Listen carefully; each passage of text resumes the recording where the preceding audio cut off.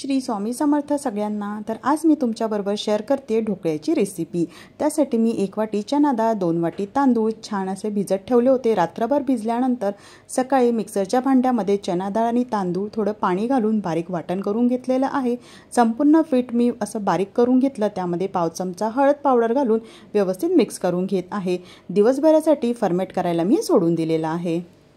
संध्याकाळी तुम्ही बघू शकता छान आपलं पीठ फर्मेट झालेलं आहे। यामध्ये आवश्यकतेनुसार पाणी घालून ढोकळ्यासाठी जसं पीठ हवं आहे तसं भिजवून घेतलेलं आहे।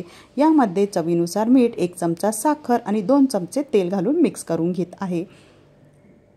इनोचं एक पूर्ण पॅकेट मी यामध्ये घालत आहे। तुम्हाला सोडा घालायचा असेल तर 1 चमचा सोडा घाला। वरून थोडं पाणी ॲड केलेलं आहे इनो ॲक्टिवेट होण्यासाठी।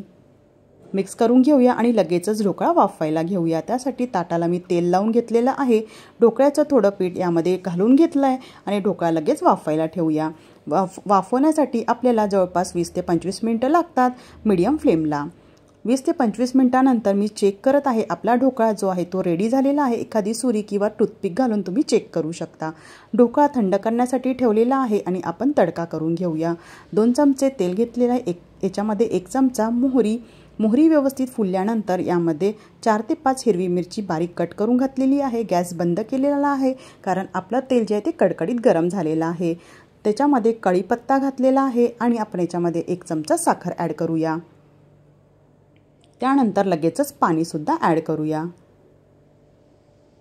पाणी घातल्यानंतर आपण 1 चमचा तीळ घालूया। तीळ नेहमी वरूनच घाला। तेलामध्ये घातल्यानंतर तीळ करपण्याची शक्यता असते। ढोकळा पूर्णपणे थंड झाल्यानंतरच त्याला डिमोल्ड करायचा असतो। तर थंड झाल्यावर मी याला कट करून घेत आहे कारण आपल्याला याच्यावर तडका घालायचा आहे।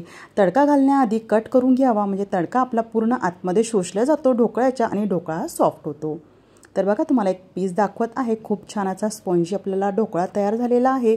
वरून संपूर्ण असं मी तडका जो आहे तो घालून घेत आहे म्हणजे संपूर्ण तडका जो आहे तो ढोकळ्यामध्ये शोषला जाईल आणि ढोकळा आपला सॉफ्ट होईल। वरून डेकोरेशनसाठी तुम्ही कोथिंबीर, ओल्या नारळाचा किससुद्धा वापरू शकता। सेम बॅटरने मी इडली आणि डोसासुद्धा बनवलेला आहे। डिटेल रेसिपी मी चॅनलला अपलोड केलेली आहे। पुन्हा भेटूया, तोपर्यंत बाय।